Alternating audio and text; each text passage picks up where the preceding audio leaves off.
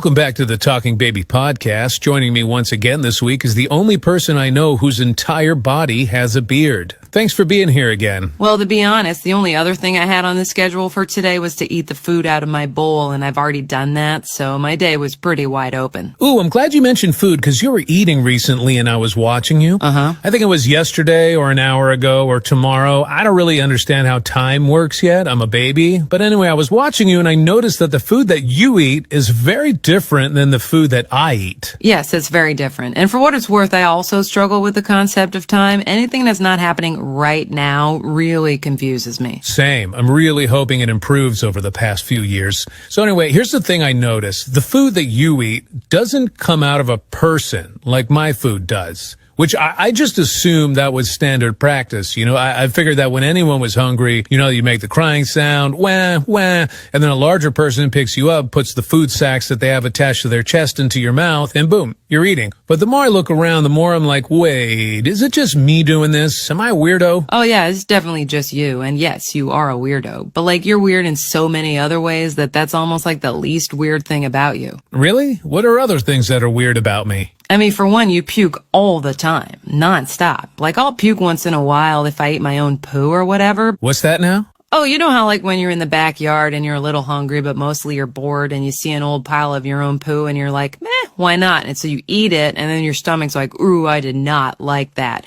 And so you puke, you know, like the normal reason people puke. I'm starting to get the feeling that you may be unreliable as a source for what's normal and what's weird, but do go on. Oh, another weird thing about you is that you're like super small compared to other people. Yeah, I've definitely noticed that before, but I always assumed that I was a totally normal size and that they were all just giant freaks. Nah, you tiny, bro. Whoa, hold on. I just had the craziest thought. You want to taste your own poo? What?